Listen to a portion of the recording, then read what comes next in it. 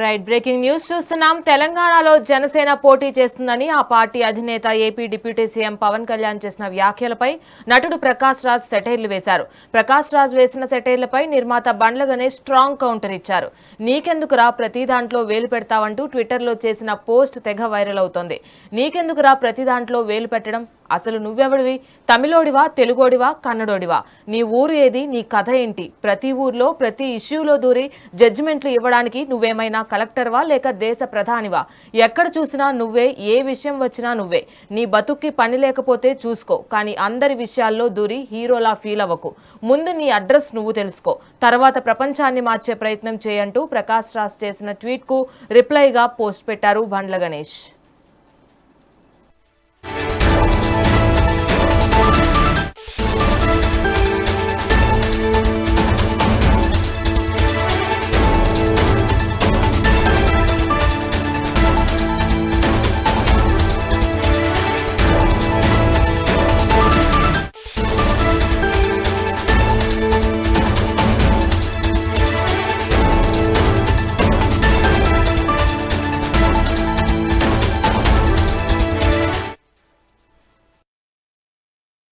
ప్రతి దానిలో దూరడం అలవాటైపోయిందని, అన్ని రాష్ట్రాల్లోనూ వేలు పెట్టడం మానుకోవాలని బండ్ల గణేష్ సూచించారు. ఆయన ఎన్నికల్లో పోటీ చేస్తే కేవలం 1200 ఓట్లే వచ్చాయన్న విషయం గుర్తుంచుకోవాలన్నారు బండ్ల గణేష్. తనకు 30 సంవత్సరాలుగా ప్రకాష్ రాజ్ తెలుసని, అయినప్పటికీ పవన్ పై ఇలాంటి వ్యాఖ్యలు చేస్తే ఊరుకోబోమన్నారు. ప్రకాష్ రాజ్ తన స్థాయి ఏంటో తెలుసుకోవాలని, ఆయన చేసిన వ్యాఖ్యలు 100% తప్పన్నారు. ఒక ప్లేస్, ఒక ఊరును ఎంచుకొని వాటిని చూసుకోవాలని, ఆ తర్వాతే మిగతా ప్రాంతాల్లోకి రావాలని హితవు పలికారు. ప్రతి విషయంలో ఆయన ఇన్వాల్వ్ అవుతున్నారనే రా అనే పదాన్ని వాడానని, ఆయన కించపరచాలని ఆ పదం వాడలేదని స్పష్టం చేశారు. సినిమాలకు రాజకీయాలకు సంబంధం లేదని, ఆయనతో కలిసి సినిమా చేయాల్సి వస్తే ఖచ్చితంగా చేస్తానని, కానీ తప్పుంటే సరిచేసుకోమని చెప్తానన్నారు.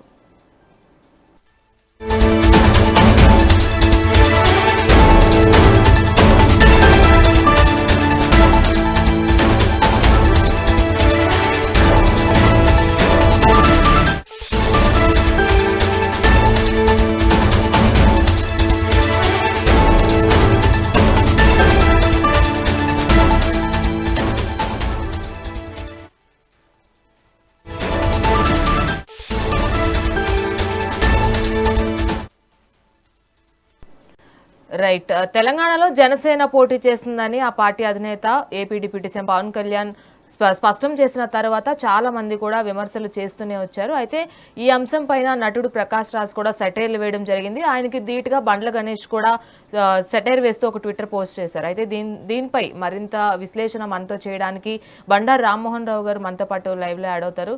సార్ చెప్పండి, ఇప్పుడు బండ్ల గణేష్ మాటల యుద్ధం అనేది తారాస్థాయికి చేరుకుందని చెప్పుకోవాలి. అటు ప్రకాష్ రాజ్ కూడా పదే పదే పవన్ కళ్యాణ్ని సూటిపోటి మాటలతో ఆయన మాట్లాడుతూనే ఉంటారు. ఈ మొత్తం సినారియో చూసుకున్నట్లయితే తప్పు ఎవరిదంటారు? రాణి గారు, మీకు అట్లాగే మెగా నేను ప్రేక్షకులకు నమస్కారం. వ్యక్తిగత అధ్యక్షులకు పోను కానీ నా ఉద్దేశం రాజకీయ పంచాయతీ పోయి ఇప్పుడు సినిమా పంచాయతీ మొదలైంది కదా. బండ్ల గణేష్ పూర్తిగా ఎప్పుడు కూడా పవన్ కళ్యాణ్ సమర్థిస్తుంటారు. ప్రకాష్ రాజ్ ఎప్పుడు కూడా బీజేపీని వ్యతిరేకిస్తుంటారు. అందుకని ఆయన సెటైర్ గా వేసిన వాళ్ళు చదివితే ఇక్కడ పవన్ కళ్యాణ్ పేరు లేకుండానే నర్మగర్భంగా వ్యాఖ్యానించండి. అందరికీ తెలుసు ఆయన గురించి.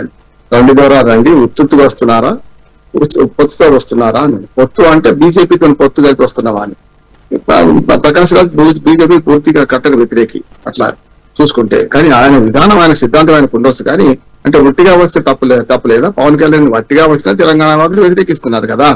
ఆయనకు అర్థం కావాల్సింది, ప్రకాష్ రాజ్ అర్థమైందంటే ఆయన ఉత్తుగా వస్తున్నావా పొత్తుతో వస్తున్నా అని అడుగుతున్నాడు. ఉత్తుగా వస్తే నాకు అభ్యంతరం లేదు, పొత్తుతో వస్తే అభ్యంతరం అన్నట్టే కదా. అది కరెక్ట్ కాదు. రెండోది ఏంటంటే ఇటు పక్కన బండ్ల గణేష్ గారు కూడా నిర్మాత, దర్శకుడు, సినిమా ఫీల్డ్ లో చాలా అనుభవం గలవాడు. ఆయన కూడా నా ఉద్దేశం అంటే ఎవరెవరు ప్రైవేట్ బతుకు వారి సొంతం, పబ్లిక్ నిలబడితే ఏమైనా అంటాం అన్నారు. కనుక వ్యక్తి స్వేచ్ఛ ఉంది, కాదంటలేదు నేను. కానీ సెటైరిటీ చేయడం వల్ల ఈయన కోపం వచ్చింది. ఈయన స్పందించడం కూడా ఘాటుగా స్పందించవచ్చు, నష్టమే లేదు. మిగతా అన్ని అంశాలతో ఏకీవిస్తున్నా ఎవరు బండ్ల గణేష్ అన్న విషయంలో. కానీ ఆయన ఆయన మాత్రం తప్పు అంటున్నాడు. ఆయనే చెప్తున్నాడు, తిట్టని పోరా ముండా కొడుక అని అనేటవాడు. అట్లా ఉంది పరిస్థితి. తిట్టని పోరా అనుకుంటున్న తిరిగి ఎట్లా అంటున్నాడు. రా అనడం అది అమర్యాద కాదు కానీ చేస్తున్నా అంటే, నా తమ్ముడు, మీ మాట చెప్తున్నాడు రాణి గారు, నా తమ్ముడు సభ వేదిక మీద ఉంటే నేను వాడిని అరే అంటాను నా తమ్ముడిని. కానీ సభా వేదిక మీద ఏం చేస్తే నేను బండారు రాంపాణిధర్ రావు గారు అని పేరు చెప్తా, అంతేగా. నా తమ్ముడు స్టేజ్ మీద ఉన్నా నేను పిలిచినప్పుడు గౌరవవాచిగా పిలవాలంటున్నాను, కొడుకు స్టేజ్ మీద ఉన్నా అదే పిలవాలంటున్నాను. కాబట్టి ఏకవచనం దూడవచ్చు, కానీ అరే అంటే అందుకైతే వీల్లేదు కదా. అందుకని ఇక్కడ ఏమవుతుందంటే ఆయన అంటే ఆ తీవ్రత ఎక్కడైందంటే పవన్ కళ్యాణ్ ఏదో అన్నాడు కనుక ఆయనను తిట్టాలి అనే మాట కనపడుతుంది మన బండ్ల గణేష్ లో అంటున్నాను. బండ్ల గణేష్ ఆ రా అనే పదప్రయోగం ఇంకా తీసుకోవాలి ఖచ్చితంగా. ఒకటి. రెండోది ఏంటంటే ఇప్పుడు ఆయన రాజకీయాల్లో ఉండడా లేడా అంటే చూసినాం కదా, చాలా మంది మహామహులు పెద్ద పెద్ద వాళ్ళే ఓడిపోయిన సందర్భాలు ఉన్నాయి. ప్రకాష్ రాజు కూడా ఆయన రాజకీయాలకు పెద్దగా పరిచయం లేదు, ఏదో మొయిల్లు 1200 ఓట్లు తీసుకుంటారు కర్ణాటకలో పోటీ చేసి. పీకే పవన్ మన ప్రశాంత్ కిషోర్ ఉన్నాడు కదమ్మా రాణి గారు, ఆయన ఎన్నో మోడీ గారి నుంచి మొదలు పెట్టి అందరినీ గెలిపించిన అంటాడు. చాలా మందికి ఆయనకు స్ట్రాటజిస్ట్ గా పనిచేసిండు. ఆయన స్వయంగా ఓడిపోయింది కదా, శకుని చెప్పే బల్లి కుర్తిలో పడ్డట్టు. అందుకని అభిప్రాయాలు వేరు, ఎన్నికల పోటీ చేయరు. వార్డు మెంబర్ గెలవని వాళ్ళు కూడా ప్రధానమంత్రి అయిన చూద్దాం, ప్రధానమంత్రిగా చేసిన మన్మోహన్ సింగ్ గారు అదే ఆయన అన్నాడు, నేను ప్రత్యక్ష ఎన్నికలు ఎక్కడ గెలవలేదు, ఈ పరోక్ష ఎన్నిక రాజ్యసభ కూడా నేను అబద్ధాల పునాది మీద గెలిచాను ఆయన గర్వంగా ఆయన మనకు ఏ దేశం లేకుండా చెప్పేసుకున్నాడు. ఎందుకంటే రాజ్యసభ సీటు నేను అక్కడి నుంచి అస్సాం నుంచి తీసుకున్నా, అస్సాంలో నేను ఓటర్ని కాదు కదా, అస్సాంలో నేను నివాసం ఉండలేం కదా అని. అందుకని నేను ఏమంటున్నానంటే ఇది హోందాగా పోవాలంటున్నాను. పవన్ కళ్యాణ్ గారు కూడా ఇక్కడి నుంచి వెళ్ళినాక రాణి గారు ఏమన్నాడు, ఆయన నేను తెలంగాణలో ఇంత సెంటిమెంట్ ఉందని అనుకోలేదు, ఇంత తిరుగుబాటు ఉంది అనుకోలేదు, అస్తిత్వ పోరాటం ఇంత గట్టిగా ఉందని అనుకోలేదు, నేను 12 ఏళ్ల తర్వాత ఇంత గట్టిగా వ్యతిరేకత వస్తుంది అనుకోలేదు అంటే ఏమన్నట్టు అంటే మన అడుసుదొక్క నేల కాలు పడగినట్టు ఇంత సెంటిమెంట్ ఉంటుందని అనుకోకుండా వచ్చిందంటే కదా ఆయన.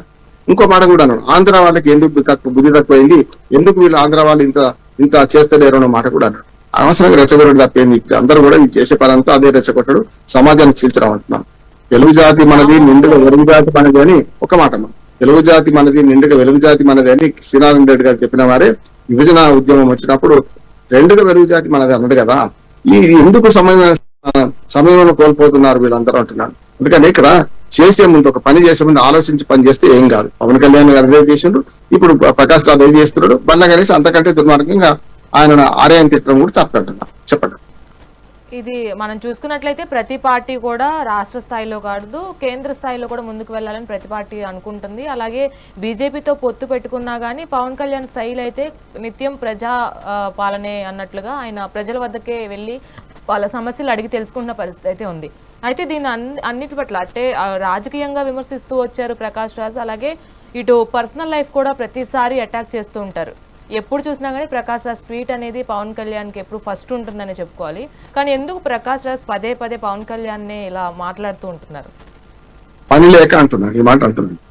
సినిమా రాజకీయాలు వాస్తవ రాజకీయాలు దూర్చొద్దు అంటున్నారు. ప్రకాష్ రాజ్ తప్పే అంటారు, ప్రతి దానిలో దూర్చడం ఒకటి. ఆయన బీజేపీ కట్టర్ వ్యతిరేక కనుక ఈయన సనాతన ధర్మం అంటున్నాడు కనుక ఆ విమర్శ అంతా ఇప్పుడు ఈ పవన్ కళ్యాణ్ మీద తీస్తున్నారు. తిరుపతి లడ్డు విషయంలో కానీ, అసలు ఉప ముఖ్యమంత్రిగా ప్రమాణ స్వీకారం చేసినప్పుడు కానీ, మొత్తం ఆంధ్రప్రదేశ్ రాజకీయాల్లో కూడా ఏది పడితే అది మాట్లాడి ప్రకాష్ రావు చూస్తున్నాం కదా. మనం తెలంగాణలో కూడా రాజకీయాల్లో మాట్లాడిన సందర్భం చూసినాం. మనం ఆయన వరకే చెప్పానంటే చాలా సార్లు దాడులు ఎదుర్కొన్నాడు, చాలా సార్లు ఇటువంటి మాటలు దాడులు ఎదుర్కొన్నాడు చూసినాం మనం. ఆయన నిజంగా చెప్పానంటే అవసరం లేని పనులు జోక్యం చేసుకుంటున్నాను, తగునమ్మా నీట్లు చేస్తున్నాడు, బండ్ల గణేష్ అభిప్రాయంతో ఏకీవిస్తున్నాయి. కానీ అరే ఆయన అనడం ఈయన మాకు తప్పంటున్నాడు ఒకటి. రెండోది ఏంటంటే ఆయన బీజేపీ బాగా ఉంటే ఆయన మిత్రుడు ఉంటాడు, శత్రువులు ఉంటారు, రకరకాలు ఉంటారు. దేశవ్యాప్తంగా ఇది ఒకటే కాదమ్మా, దేశంలో తమిళనాడులో ఇదే విషయం మాట్లాడిండు, కేరళ విషయానికి వచ్చి ఇదే మాట్లాడిండు, భారతదేశం విషయానికి వస్తే మోడీ పూర్తిగా వ్యతిరేకంగా మాట్లాడతారు. ఆయన అభిప్రాయం చెప్పుకొని నష్టం ఏం లేదు, దానివల్ల ఆ మోడీ కింది వాడు, ఆయన మాటల వల్ల మోడీ విలువ తక్కువ కాదు, అట్లాగే బీజేపీ విలువ కూడా తక్కువ కాదు. నేను ఇంకో మాట చెప్తున్నాను, ఒత్తుతో వచ్చినా ఒత్తు లేకుండా వచ్చిన పవన్ కళ్యాణ్ అనే వాడిని రాజకీయ రంగ ప్రవేశం తెలంగాణలో వద్దని తెలంగాణ బాధలు భూమిపుతులు అంటున్నారు. ఆయన కూడా చాలా స్పష్టంగా ఒప్పుకున్నాడు, అయ్యా నేను పోటీ చేసేది లేదు, అక్కడనే కాలేకపోయినా ముఖ్యమంత్రి కాలేకపోయినా ఇక్కడ అయితేనా అని కూడా ఆయన అన్నాడు కదా. అది ఏ రకంగా చేసినా అది ఆయన అన్న కరెక్ట్, నేను ఇక్కడ పోటీ చేయను, భూమిపుత్రులే పోటీ చేస్తారు, ఇక్కడ వాళ్ళనే పోటీ చేయిస్తా అని కూడా అన్నాడు. వద్దని ఎవరు అంటలేరు కదా. రాజకీయాల్లో తెలంగాణకు వచ్చి పవన్ కళ్యాణ్ పోటీ చేస్తా అంటే ఎవరు వద్దని చేసిండు కూడా అంటున్నాను. 8 సీట్లలో మనకు అసెంబ్లీ సీట్లలో చేసిన 2023లో 8 సీట్లలో చేసిండమ్మా ఊబర్ బండితో సహా. ఒకటి గెలవలే కదా, ప్రజలు తీర్పు చెప్తారు, ఒకటి గెలుస్తారని గెలవడం తర్వాత సంగతి. అట్లానే మొన్నటి మున్సిపల్ ఎన్నికల్లో 16 చోట్ల కౌన్సిలర్లకు పోటీ చేశారు, 2 గెలిచింది కదా. ప్రజలు తీర్పు అసలు తీర్పు ప్రజలు అంటున్నారు. వీళ్ళంతా మధ్యలో వచ్చేవాళ్ళు అనవసరంగా వాళ్ళ రాజకీయ కక్షలు లేకపోతే వృత్తిపరమైన కక్షలు ఇట్లా తీసుకుంటున్నారు. నేను స్పష్టంగా ఇది రాజకీయం నుంచి సినిమా రాజకీయాన్ని పడిపోయింది అంటున్నాను. ప్రకాష్ రాజు వ్యాఖ్య చేయడం తప్పే, అక్కడ విడిచిపెడదామంటున్నా. ఈయన దాంతో పెంచితే ఏమైంది, మళ్ళీ ప్రకాష్ రాజు ఇంకో కౌంటర్ ఇస్తాడు. ఇట్లా వరుసగా జరుగుతుంటది కదా, అసలు విషయం విడిచిపెట్టి మాట్లాడుకుంటూ ఉంటాం కదా. నిజంగా ప్రజా సమస్యలు ఆంధ్రప్రదేశ్ లో కానీ తెలంగాణలో కానీ చాలా ఉన్నాయి కదా. ఈ సమస్యల మీద దీన్ని డైవర్ట్ చేయడానికి ఇట్లాంటి వాళ్ళు ముందుకు వస్తుంటారు, చేస్తుంటారు. రాజకీయ విమర్శలు చూసినాం, ఇప్పుడు సినిమా విమర్శలు పొందాను. ఇప్పటి నుంచి ఓ రకంగా అంటే పవన్ కళ్యాణ్ పలుకుబడిని ఉపయోగించుకొని, పవన్ కళ్యాణ్ ఉన్న ప్రజాదరణ ఉపయోగించుకొని ఇట్లాంటి వాళ్ళు మాట్లాడుతుంటే మరోసారి పేరులోకి వస్తామని కూడా మాట్లాడుకుంటారు. అది ప్రకాష్ రాజుకు వర్తిస్తుంది, బండ్ల గణేష్ కూడా వర్తిస్తా అంటున్నాడు. ఆయన అన్నాడు కనుక మొదలు ఎవరు తప్పు చేసిండ్రు, చేసిన తప్పు ఎవరు చూడరు, కోసిన ముక్క అందరూ చూస్తారని సామెత రాణి గారు. అందుకని చేసిన తప్పు ప్రకాష్ రాజుది, కోసిన ముక్కు మనం చూస్తున్నాం ఏది బండ్ల గణేష్. ఈ రెండు తప్పే అంటున్నాను. ఎస్, రామ్మోహన్ రావు గారు ఇప్పుడు చూసుకున్నట్లయితే ఇప్పటి వరకు ఏదైతే సినారియో మొత్తం చూసుకున్నట్లయితే పవన్ కళ్యాణ్ ఇక్కడికి వచ్చి సభ నిర్వహించుకుంటాను అని పెట్టినప్పటి నుంచి రాజకీయాల్లో పార్టీలు వర్సెస్ పార్టీలుగానే ఇప్పటి వరకు కూడా మాటల యుద్ధం అనేది నడిచిందని చెప్పుకోవాలి. కానీ ఇప్పుడు సినిమా వర్సెస్ రాజకీయంగా ఇది మారబోతుందంటారా? అది మొదలు అదే చెప్పాను గారు. ఇప్పుడు ఇప్పటిదాకా రాజకీయ యుద్ధం, పార్టీల యుద్ధం జరిగింది. ఇప్పుడు సినిమా రాజకీయాల యుద్ధం నడుస్తుంది. సినిమా రాజకీయాల్లో బండ్ల గణేష్ కు ప్రకాష్ రాజుకి వాళ్ళ కొత్త కాదు పడంది. అట్లాగే ప్రకాష్ రాజుకు పవన్ కళ్యాణ్ మీద చాలా అక్కసు ఉన్నది. పవన్ కళ్యాణ్ మీద ఎందుకు అక్కసు ఉందని, పవన్ కళ్యాణ్ ఒంటరిగా పోతే అక్కసు ఏం తక్కువ ఉంటుండే సినిమా యాక్టర్ కనుక.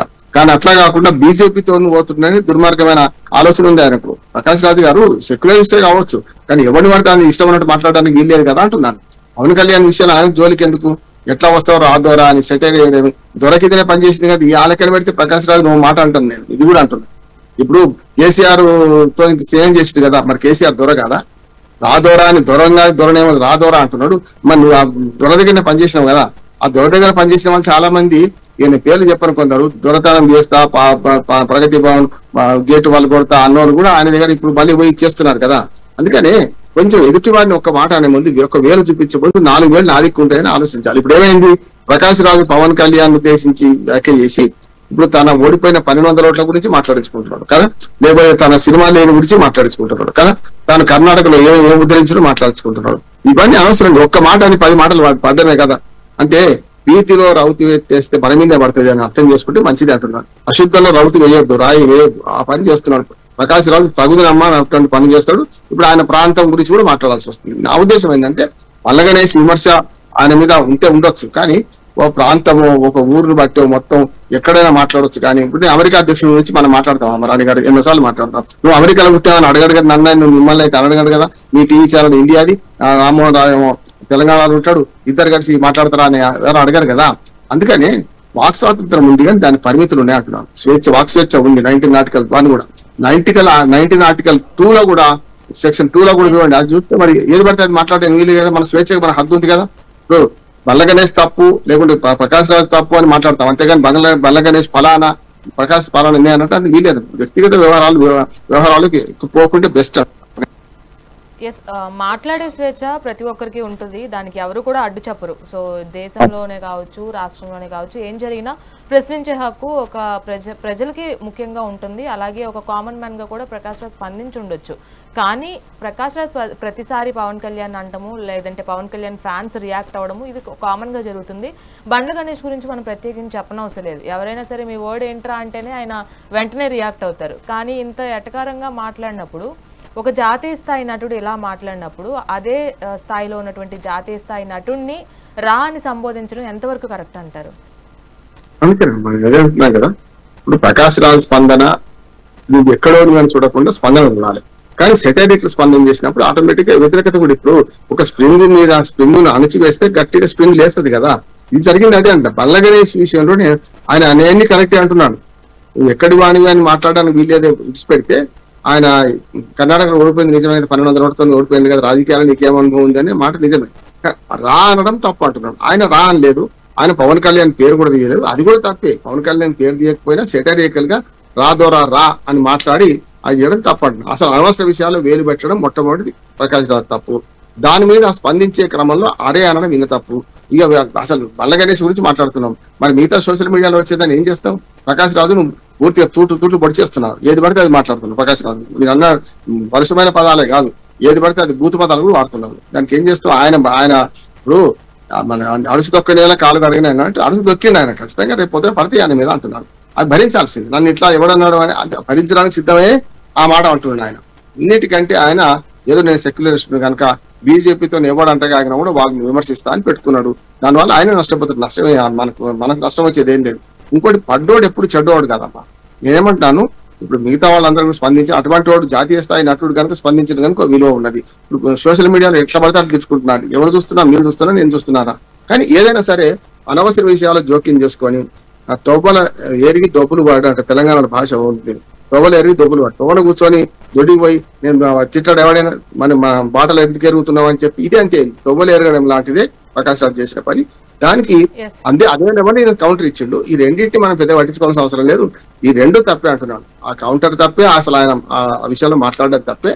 ఇప్పటికైనా సరే పవన్ కళ్యాణ్ రాజకీయ స్వేచ్ఛను ఎవ్వరు కాదంటలేరమ్మా. తెలంగాణ వాళ్ళు కూడా కాదంటలేరు. తెలంగాణలో చెప్పని 2 సార్లు పోటీ చేసిండు జనసేన పార్టీ.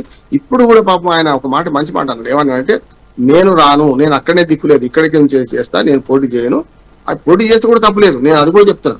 ఆయన ఇక్కడ పోటీ చేస్తే కూడా తప్పులేదు అంటున్నాడు, సమస్య లేదంటున్నాడు. అది పోటీ చేయడం వద్దని అంటే కూడా తప్పే, ప్రజాస్వామ్యం కాదంటున్నాడు. మన ప్రెస్ క్లబ్ లో జరిగే మీటింగ్ లో కూడా ఏది పడితే అది పవన్ కళ్యాణ్ మాట్లాడింటుంది, దాన్ని ఖండించిన తప్పు అంటున్నాను.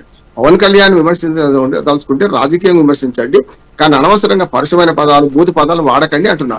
పవన్ కళ్యాణ్ రాజకీయ క్రీడలో, రాజకీయ పోరాటంలో ఏమైనా తప్పు చేసి మనం మాట్లాడతలేమా? అందుకనే ఒక వ్యక్తి గురించి వ్యక్తిత్వం హననం చేయకండి, వ్యక్తి గురించి పర్సనల్ విషయాలు మాట్లాడకండి. రాజకీయ విభేదాలు ఉంటే ఖచ్చితంగా రాజకీయ విభేదాలు మాట్లాడితే కరెక్ట్ అంటారు. సార్, ఇప్పుడు చూసుకున్నట్లయితే పవన్ కళ్యాణ్ అనే వ్యక్తి రాజకీయాల్లో రాకముందు ఒకలాగా ఉండేవారు.